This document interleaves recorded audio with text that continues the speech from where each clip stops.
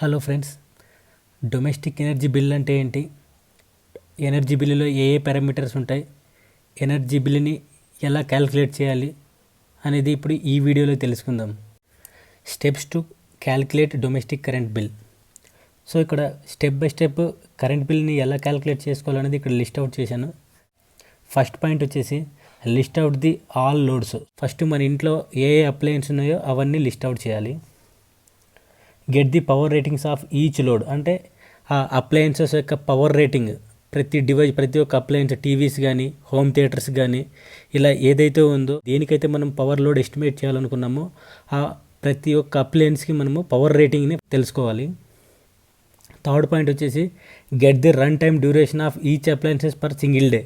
So అదేవిధంగా మనకి ratings note down చేసుకున్న తర్వాత పర్టికులర్ అప్లయన్సెస్, ఫ్యాన్ కావచ్చు, టీవీ కావచ్చు, ఏదైనా కావచ్చు, అది ఒక్క డేలో సింగిల్ డేలోన దాని యొక్క రన్ టైం, అంటే దాని యొక్క యూసేజ్ టైం అనేది ఎంత ఉందనేది నోట్ చేసుకోవాలి. ఫైనల్ స్టెప్ వచ్చేసి calculate the total energy. So total ఎనర్జీని వాట్ అవర్, ఎనర్జీ అంటే వాట్ అవర్లో క్యాల్కులేట్ చేయాలి. అప్లయన్సెస్ ఏవేవైతే మన హోమ్లో ఉన్నాయో అవన్నీ, తర్వాత energy in watt hour. So ఇక్కడ నేను కొన్ని కన్సిడర్ చేసుకున్నాను. ఫస్ట్ వచ్చేసి సిఎఫ్ఎల్ ల్యాంప్స్. సిఎఫ్ఎం ల్యాంప్స్ వచ్చేసి 2 నెంబర్స్ ఉన్నాయి. సెకండ్ పాయింట్ వచ్చేసి మినీ ట్యూబ్లైట్స్ 2 నెంబర్స్ ఉన్నాయి. టీవీ వచ్చేసి ఒకటి ఉంది. హోమ్ థియేటర్ అనేది ఒకటి ఉంది. ఫ్యాన్స్ అనేది 2 ఉన్నాయి. మోటార్ వాటర్ పంప్ అనేది ఒకటి ఉంది. సో ఇక్కడ ఫస్ట్ స్టెప్లో మనం అన్నీ నోట్ డౌన్ చేసుకున్నాము. తర్వాత అవి ఎన్ని ఉన్నామో కూడా నోట్ డౌన్ చేసుకున్నాము.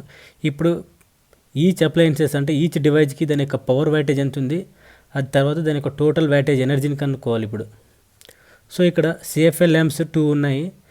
ఒక్కొక్క దానికి 15 వాట్స్ అయితే 2 ఉన్నాయి మనకి. అది రన్ టైమ్ అవర్, అంటే ఒక డేలో నాకు పర్ డేకి 4 అవర్స్ రన్ అవుతుంది ఏంది సిఎఫ్ఎల్ ల్యాంప్స్. సో నెక్స్ట్ వచ్చేసి మినీ ట్యూబ్లైట్ అనేది 2 నెంబర్స్ ఉన్నాయి. ఈచ్ పవర్ రేటింగ్, ట్యూబ్లైట్ యొక్క ఈచ్ పవర్ రేటింగ్ వచ్చేసి 20 వాట్స్ ఉంది. సో ఇక్కడ 2 ఉన్నాయి. ఇది ఒక రన్ టైం, ఒక డేలోన నేను 2 అవర్స్ని రన్ చేస్తాను దీన్ని. టీవీ ఉంది. టీవీ అనేది మనకి వ్యాటేజ్ వచ్చేసి 100 వాట్స్. తర్వాత అది వచ్చేసి ఎన్ని టీవీస్ ఉన్నాయంటే ఒకే టీవీ ఉంది. దాని యొక్క రన్ టైమ్ అవర్ వచ్చేసి 6 అవర్స్ అనుకున్నాను. తర్వాత ఒక హోమ్ థియేటర్ ఉంది. దాని యొక్క వ్యాటేజ్ వచ్చేసి 85. అవి ఎన్ని ఉన్నాయి క్వాంటిటీ అంటే ఒకటి ఉంది. తర్వాత అది ఎన్ని అవర్స్ రన్ అవుతుంది ఒక డే కంటే 1 అవర్ అవుతుందని చెప్పాను. ఫ్యాన్స్ ఎన్ని ఉన్నాయి, 2 నెంబర్స్ ఉన్నాయి. ఈచ్ ఫ్యాన్ వ్యాటేజ్ ఎంత ఉంటుందంటే 80 వాట్స్ ఉంటుంది. సో అలాంటి ఫ్యాన్స్ 2 ఉన్నాయి. ఇక్కడ దాని టోటల్ రన్ టైమ్ అవర్ ఒక డేలోన 12 అవర్స్ రన్ అవుతాయి 2 ఫ్యాన్లు. ఇక్కడ motor water pump very very important. Motor water pump అనేది 2 HP మోటార్. సో ఇక్కడ హెచ్పి అనేది మనకి వ్యాటేజ్, టోటల్గా వ్యాటేజ్లో రిప్రజెంట్ చేస్తున్నాం కాబట్టి ఈ హెచ్పిని వ్యాట్లో కన్వర్ట్ చేయాలి. ఇక్కడ మనకు తెలిసింది ఏంటంటే 1 HP, ఇది standard. 1 HP equal to 745.7 watts అని చెప్తాం. సో అప్రాక్సిమేట్లీగా మనం ఏం చెప్తామంటే 746 అని చెప్తాం. సో ఇక్కడ మనకి 2 HP మోటార్ ఉంది కాబట్టి 2 HP మోటార్కి ఎంత వస్తుందంటే 1 HP ఈక్వల్ టు 746 అయితే అప్పుడు 2 HP మోటార్ కాబట్టి 2 × 746 చేస్తే 1492 వాట్స్ వస్తుంది. అది ఎన్ని ఉన్నాయి, ఒకటే ఉంది. తర్వాత ఇక్కడ అది రన్ టైమ్ అవర్ ఒక డేకి ఎంత రన్ అవుతుందంటే ఒక డేలో 1 అవర్ అనుకోండి. సో ఇప్పుడు ఈ టోటల్ ఇవన్నీ మల్టిపుల్ చేస్తే మనకి ఏమొస్తుంది, వ్యాట్ అవర్ వస్తుంది అనమాట. సో ఇక్కడ టోటల్ వ్యాట్, ఇక్కడ వచ్చేసి టోటల్ వ్యాట్ అవర్ అనేది ఇక్కడ వస్తుంది అనమాట. సో ఇవి మల్టిపుల్ చేస్తే ఇది వస్తుంది, ఇది మల్టిపుల్ చేస్తే ఇది వస్తుంది, ఇవి మల్టిపుల్ చేస్తే ఇది వస్తుంది, అంటే టోటల్ వ్యాట్ అవర్ వస్తుంది. సో ఈ టోటల్ వ్యాట్ అవర్ వచ్చిన తర్వాత ఇదంతా సమ్ చేస్తే వ్యాట్ అవర్ పర్ డే, అంటే ఇది ఓన్లీ సింగిల్ డేకి వచ్చింది. టోటల్ వ్యాట్స్ పర్ డే క్యాలిక్యులేట్ చేసాము. బట్ మరి ఎనర్జీ బిల్ అనేది మనకి యూనిట్స్లో వస్తుంది కాబట్టి మనము ఆ వ్యాట్ అవర్స్ని కిలోవాట్ అవర్లోకి కన్వర్ట్ చేసుకోవాలి. సో ఇక్కడ ఏంటంటే 1 unit equivalent to 1 kilowatt hour అనేది స్టాండర్డ్ అనమాట. సో ఇక్కడ మనకి వ్యాట్ అవర్ పర్ డేకి టోటల్ వ్యాటేజ్ ఎంత వచ్చిందంటే మనకి 4297 వాట్స్ వచ్చింది. సో దీన్ని కిలోవాట్ అవర్లో కన్వర్ట్ చేసుకోవాలి.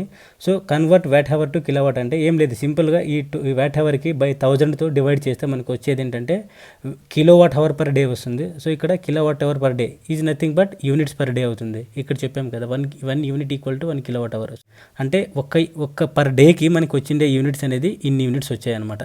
ఏవి, ఈ పారామీటర్స్ని అనలైజ్ చేసుకుంటే జూలై అనే మంత్ని కన్సిడర్ చేసుకున్నాను. సో ఇక్కడ జూలై అనే మంత్లో టోటల్గా మనకి 31 డేస్ ఉంటాయి. సో 31 డేస్ అంటే మనకి సింగిల్ డేకి ఎంత పవర్ కన్జ్యూమ్, ఎన్ని యూనిట్స్ కన్జ్యూమ్ అవుతుందో ఇక్కడ తెలుసుకున్నాం కాబట్టి సో జూలై అనే మంత్లో 31 డేస్ ఉంటాయి. సింపుల్గా 31 × ఇది యూనిట్స్ కన్జ్యూమ్ చేస్తే ఆ పర్టికులర్ జూలై మంత్లోన టోటల్ కన్జ్యూమ్షన్ ఎంత అయిందో ఇప్పుడు మనం తెలుసుకోవచ్చు అనమాట. సో అదే చేసాం ఇక్కడ. For 31 days units for 31 days అంటే అప్పుడు 4.297 ఇంటూ 31 చేస్తే మనకి యూనిట్స్ ఫర్ జూలై. సో జూలైలో కంప్లీట్ జూలై మంత్లో మనకి ఎన్ని యూనిట్స్ కన్జ్యూమ్ అయ్యాయి ఫ్రెండ్స్? టోటల్ 133.207 యూనిట్స్ కన్జ్యూమ్ అయింది. డెస్కమ్ అంటే బెంగళూరుది, కర్ణాటక స్టేట్ది నేను కన్సిడర్ చేసుకున్నాను. అంటే యూనిట్ రేట్ కాస్ట్ ఎలా ఉంటుంది అనేది నేను కర్ణాటక స్టేట్ది అనలైజ్ చేస్తున్నాను. అంటే ఇది స్టేట్ టు స్టేట్ వేరీ అవుతుంది. యూనిట్ రేట్ క్యాల్కులేషన్ చేసే కన్నా ముందు ఇక్కడ కొన్ని ఇంపార్టెంట్ పాయింట్స్ ఉన్నాయి. మీటర్ పైన ఉంటాయి. తర్వాత ఇక్కడ బిల్ పైన వచ్చే పాయింట్స్ కొన్ని డిస్కస్ చేసుకుందాం. సో డొమెస్టిక్ ఎలక్ట్రిసిటీ బిల్ అంటే ఏ పారామీటర్స్ ఉంటాయి అనేది ఇప్పుడు చూద్దాం. టైప్, ఇక్కడ టైప్ వచ్చేసి డొమెస్టిక్ అని చెప్పి. టారిఫ్ అన్నాం కదా, టారిఫ్ అంటే ఏమి? LT related. అంటే ఇది మ్యాక్సిమం ఎంత ఉంటుంది? 440 వోల్ట్స్. అంటే 2 పేస్ అయితే 440 వోల్ట్స్ ఉంటుంది, సింగిల్ పేస్ అయితే 230 వోల్ట్స్ ఉంటుంది. సో 440 కన్నా తక్కువ ఉండేటివన్నీ కూడా మనకి లో టెన్షన్ అయితే. ఇక్కడ కాన్స్టెంట్ 1 అని ఉంటుంది అనమాట. కాన్స్టెంట్ 1 ఇంతకు ముందు చెప్పిన వీడియోలో కమర్షియల్ ఎనర్జీ బిల్లులోనే నేను ఏం చెప్పానంటే KH ఈక్వలెంట్ టు 7.2 అని చెప్పాను. అంటే దాని మీనింగ్ ఏంటంటే ఆ మీటర్లో ఉన్న డిస్క్ ఒక కంప్లీట్ రెవల్యూషన్ అవ్వడానికి ఇంత పవర్ కన్జ్యూమ్షన్, ఇన్ని వ్యాట్స్ పవర్ కన్జ్యూమ్షన్ చేసుకుంటుంది అనమాట. సో ఇప్పుడు ఈ వాల్యూ అనేది ఇలాంటి వాల్యూస్ అనేవి రావు. ఎందుకు రావంటే ఇప్పుడు అన్ని డిజిటల్ మీటర్స్ వచ్చాయి కాబట్టి దానికి ఆ ఎనర్జీ కాన్స్టెంట్ అనేది సింపుల్గా 1 అనేది కన్సిడర్ చేసుకుంటాడు. ఎందుకంటే దాంట్లోన డిస్క్ అనేది ఏమి ఉండదు అనమాట. సో డిస్క్ ఉండదు కాబట్టి దాని యొక్క సపరేట్ డిస్క్కి పవర్ కన్జ్యూమ్షన్ అనేది ఏమి ఉండదు అనమాట. సో అందుకోసమే సింపుల్గా కాన్స్టెంట్ 1 అని కన్సిడర్ చేసుకుంటారు. నెక్స్ట్ వచ్చేసి ఇక్కడ శాంక్షన్ లోడ్. సో ఇది నేను అనలైజ్ చేస్తున్నాను, ఇది కాన్స్టెంట్ కాదు. మనం తీసుకునే దాన్ని బట్టి ఉంటుంది. ఒక్కొక్క ఇంటికి దాని యొక్క లోడ్స్ అప్లయన్సెస్ ఏవైతే ఉన్నాయో మన రిక్వైర్మెంట్ బట్టి మనము ఎలక్ట్రిసిటీ బోర్డుకి అప్లై చేసిన దాన్ని బట్టి ఇక్కడ మనకి లోడ్ శాంక్షన్ అవుతుంది అనమాట. సో ఇక్కడ నేను అనలైజ్ చేసుకునేది శాంక్షన్ లోడ్ వచ్చేసి 3 కిలోవాట్.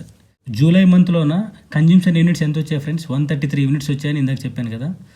మీటర్లోన రికార్డ్ అయ్యే మ్యాక్సిమం డిమాండ్ ఎంత అంటే 1 కిలోవాట్. అంటే ఈ మ్యాక్సిమం డిమాండ్ అనేది మీటర్లో ఎలా రికార్డ్ అవుతుంది అంటే కంప్లీట్గా జూలై మంత్లోన నేను యూజ్ చేసిండే లోడ్లోన మ్యాక్సిమం డిమాండ్స్ ఎన్నైతే ఉన్నాయో, ఈ సపోజ్ నాకు ఈ జూలై అనే మంత్లో నేను యూజ్ చేసిండే మ్యాక్సిమం లోడ్ ఎక్కడైతే యూజ్ చేసినా అవన్నీ యావరేజ్ చేసేస్తే ఆ యావరేజ్ చేసిన వాల్యూ అనేది 1 కిలోవాట్ వచ్చింది. 1 కిలోవాట్ వస్తే నాకు రికార్డెడ్ మ్యాక్సిమం డిమాండ్ మీద ఏ విధమైన పెనాల్టీ అనేది ఉండదు. ఒకవేళ రికార్డెడ్ మ్యాక్సిమం డిమాండ్ అనేది 3 కిలోవాట్ కన్నా ఎక్సెస్ వస్తే నాకు పెనాల్టీ వస్తుంది ఎనర్జీ బిల్లులో. ఎనర్జీ ఛార్జెస్ కంప్లీట్గా ఛార్జెస్ ఏవే ఉన్నాయనేది ఇప్పుడు చూద్దాం. Fixed charges. సో ఇక్కడ ఫిక్స్డ్ ఛార్జెస్ అనేది ఏంటంటే మనకి శాంక్షన్ లోడ్ ఏదైతే ఉందో దానికి అమౌంట్ ఏదైతే పే చేస్తామో అది వచ్చేసి ఫిక్స్డ్ ఛార్జ్ అవుతుంది. సో ఆ ఫిక్స్డ్ ఛార్జెస్ అనేది ఏ విధంగా ఉంటాయంటే, సో టోటల్ 3 కిలోవాట్స్ కదా, ఫస్ట్ 1 కిలోవాట్కి ఒక్కొక్క కిలోవాట్కి 60 రూపీస్ చొప్పున మనము అమౌంట్ పే చేయాలి. సో రిమైనింగ్ ఈ 3 కిలోవాట్లో 1 కిలోవాట్ అయింది కదా, రిమైనింగ్ ఇంకో 2 కిలోవాట్ ఉంటుంది కదా, దానికి ఒక్కొక్క కిలోవాట్కి 70 రూపీస్ చొప్పున పే చేస్తే అప్పుడు 140 రూపీస్ కూడా పే చేయాలి. ఇక్కడ ఎఫ్ఏసి ఛార్జెస్ అని కూడా ఉంటుంది అనమాట. అదేంటంటే ఫ్యూయల్ కాస్ట్ అడ్జస్ట్మెంట్ ఛార్జెస్ అనేది కూడా ఉంటుంది. అది వచ్చేసి ఒక్కొక్క యూనిట్కి, సో టోటల్గా కన్జ్యూమ్షన్ అయ్యే యూనిట్స్ ఇందాక నేను చెప్పాను కదా 133 యూనిట్స్ నాకు జూలై మంత్లో కన్జ్యూమ్షన్ అయితే దానికి 0.12 పైస్, ఒక్కొక్క యూనిట్కి 0.12 పైస్ చొప్పున నేను పే చేయాలి. సో ఈ అమౌంట్ పే చేయాలి. Next energy charges. ఆ నెక్స్ట్ ఎనర్జీ ఛార్జెస్ ఏంటంటే వేరియబుల్ ఛార్జెస్ అంటాం. ఎందుకు వేరియబుల్ ఛార్జెస్ అంటామంటే ఇది అనేది వేరీ అవుతూ ఉంటుంది. ఎలా వేరీ అవుతా అంటే మనం ఎంతైతే పవర్ కన్జ్యూమ్షన్ చేస్తామో ఆ పవర్ కన్జ్యూమ్షన్ మీద వేరీ అవుతూ ఉంటుంది అనమాట. అంటే ఒక్కొక్కసారి పవర్ కన్జ్యూమ్షన్ తగ్గిపోవచ్చు, ఇంకొకసారి ఏమో ఇంక్రీజ్ అవ్వచ్చు. సో ఇది పవర్ కన్జ్యూమ్షన్ మీద డిపెండ్ అయితే వేరీ అవుతూ ఉంటుంది కాబట్టి వేరియబుల్ ఛార్జెస్ అంటాము. సో ఇది ఈ ఫిక్స్డ్ ఛార్జెస్ అనేది అలా కాదనమాట. ఇది 3 కిలోవాట్ మనకు పర్మనెంట్గా ఇది పే చేస్తూనే ఉండాలి. మనము 0 యూనిట్స్ 1 యూనిట్ రన్ అయినా కూడా 2 యూనిట్స్ రన్ అయినా కూడా ఇది కాన్స్టెంట్గా ఫిక్స్డ్గా పే చేస్తూనే ఉండాలి. సో ఫ్రెండ్స్ ఇక్కడ టోటల్గా నాకు 133 యూనిట్స్ రన్ అయితే ఫస్ట్ 30 యూనిట్స్కి ఒక్కొక్క యూనిట్కి 3.75 రూపీస్ నేను పే చేయాలి. సో అందుకోసమే నేను ఏం చేశానంటే ఆ 133 యూనిట్స్లో ఫస్ట్ 30 యూనిట్స్ని 3.75 రూపీస్ చొప్పున నేను అమౌంట్ పే చేస్తే ఇంత వస్తుంది. సో నెక్స్ట్ రిమైనింగ్ ఈ 133లో నెక్స్ట్ రిమైనింగ్ యూనిట్స్ ఇప్పుడు 30 పోయినాయి. సో ఇంకా నెక్స్ట్ ఏమి 31 to 100 యూనిట్స్ అంటే ఇంకా 70 యూనిట్స్. ఆ 70 యూనిట్స్కి ఒక్కొక్క యూనిట్కి 5.5 రూపీస్ 20 పైస్ పే చేయాలి. అంటే రిమైనింగ్ 70 యూనిట్స్ ఏదైతే ఉందో దానికి 5 రూపీస్ 20 పైస్ చొప్పున పే చేస్తే ఇంత అమౌంట్ వస్తుంది. సో నెక్స్ట్ ఈ 100 యూనిట్స్ అయిపోయిన తర్వాత నెక్స్ట్ యూనిట్స్ ఏదైతే ఉందో అంటే నెక్స్ట్ ఇప్పుడు ఆల్రెడీ మనకి ఇక్కడ ఏమైంది 100 యూనిట్స్ అయిపోయినాయి. సో రిమైనింగ్ మిగిలిన యూనిట్స్ ఎన్ని ఉన్నాయి 33 యూనిట్స్. సో ఆ 33 యూనిట్స్కి ఒక్కొక్క యూనిట్కి 6.75 రూపీస్ చొప్పున పే చేస్తే ఇంత అవుతుంది. సో ఈ టోటల్గా అన్ని సమ్ చేస్తే వచ్చేది ఇది అవుతుంది ఎనర్జీ బిల్లు. సోలార్ రిబేట్ అని ఉంటుందన్నమాట. సోలార్ రిబేట్ అంటే మనము సోలార్ ప్యానల్స్ని యూజ్ చేసుకొని పవర్ సప్లైని జనరేట్ చేసి దాన్ని రివర్స్ గ్రిడ్స్కి పవర్ సప్లై బ్యాక్ పంపించచ్చు అనమాట. సో అలాంటి ప్రాజెక్ట్స్ ఏవైనా ఉంటే గవర్నమెంట్ అనేది సబ్సిడీ ప్రొవైడ్ చేస్తుంది. అది స్టేట్ గవర్నమెంట్ ప్రొవైడ్ చేస్తుంది. తర్వాత ఇక్కడ చెప్పాం సెంట్రల్ గవర్నమెంట్ ప్రొవైడ్ చేస్తుంది, స్టేట్ నోడల్ ఏజెన్సీస్ అనే 2 గవర్నమెంట్స్ కూడా మనకి సబ్సిడీ ప్రొవైడ్ చేస్తుంది అనమాట. సో ఎందుకంటే ఇలాంటి సోలార్ సిస్టమ్ ద్వారా ప్రొడ్యూస్ చేసే ఎకో ఫ్రెండ్లీ అనమాట. సో దాని మీద అంటే renewable energy sources eco friendly అంటే ఇలాంటి ప్రాజెక్ట్స్ని డెవలప్ చేస్తే మనకి ఇన్నోవేషన్ అనేది చేంజ్ అవుతూ ఉంటుంది. అట్మాస్ఫిరిక్ పొల్యూషన్ అనేది కూడా ఏమీ ఉండదు అనమాట. సో అందుకోసమే ఇలాంటి ప్రాజెక్ట్స్ని డెవలప్ చేయడానికి సెంట్రల్ గవర్నమెంట్ మరియు స్టేట్ గవర్నమెంట్ అనేది మనకి ఏం చేస్తుందంటే సబ్సిడీ అంటే కొంచెం అమౌంట్ అనేది మనకి రెడ్యూస్ చేస్తుంది అనమాట. ఇది ఇక్కడ ఈ బిల్లులో ఎంత రెడ్యూస్ అవుతుందంటే -78.50 పైస్ అనేది. సో ఇది అప్రాక్సిమేట్గా ఎంత ఉండొచ్చు అంటే fuel cost, adjustment charges plus tax ఏదైతే కాస్ట్ ఉందో ఆ టోటల్ కాస్ట్ అనేది ఇక్కడ యాడ్ అవుతుంది. ట్యాక్స్ అనేది ఎంత పే చేయాలంటే 9% of energy consumption. So energy consumption ఎంత వచ్చింది ఇక్కడ మనకి 699.25 వచ్చింది కదా. దీంట్లో 9% ఏదైతే ఉందో అది ట్యాక్స్ కింద పే చేయాలన్నమాట. సో ఇవన్నీ ఏవేవి ఉంటాయంటే ఇక్కడ చెప్పిండే పారామీటర్స్ అన్నింటినీ ఇది మైనస్ ఇవన్నీ యాడ్ చేస్తే మనకి ఏది వస్తుందంటే బిల్ అమౌంట్ వస్తుంది. ఈ బిల్ అమౌంట్ వచ్చిన తర్వాత ఎరియర్స్ అంటే ప్రీవియస్ మంత్లో ఏదైనా పెండింగ్ అమౌంట్ ఏదైనా ఉంటే ఇక్కడ మెన్షన్ చేస్తారు. Credits and adjustments.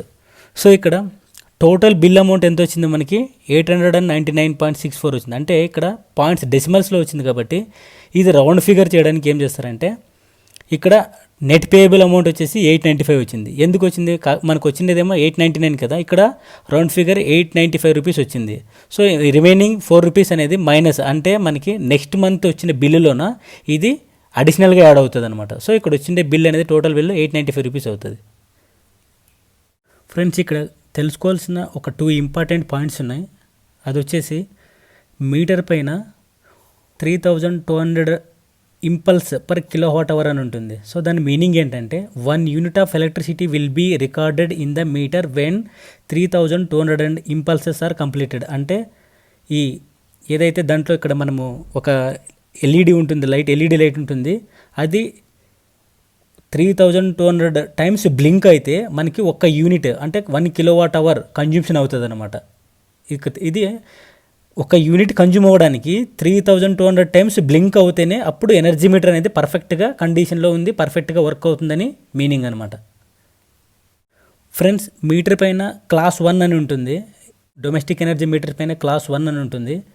సో ఆ క్లాస్ 1 అనేది ఏంటంటే class 1 represent the current transformer accuracy. So ఇక్కడ క్లాస్ 1 అని కనుక రిప్రజెంట్ చేస్తే దాని మీనింగ్ ఏంటంటే ఆ ఎనర్జీ మీటర్లో కరెంట్ ట్రాన్స్ఫార్మర్ ప్రైమరీ టు సెకండరీకి ఉన్న ఎర్రర్ అనేది మ్యాక్సిమం రేటెడ్ కరెంట్ దగ్గర ఓన్లీ 1% ఉంటుంది అని దాని మీనింగ్ అనమాట. సో ఇక్కడ అదే చెప్పింది, the ratio of primary to secondary current error of A class 1 city is 1% at rated current. So rated current దగ్గర ఓన్లీ 1% అంటే 0.01 టైమ్స్ మాత్రమే ఎర్రర్ అనేది వస్తుంది అనమాట. సో అది క్లాస్ 1 అవుతుంది. Thank you for watching.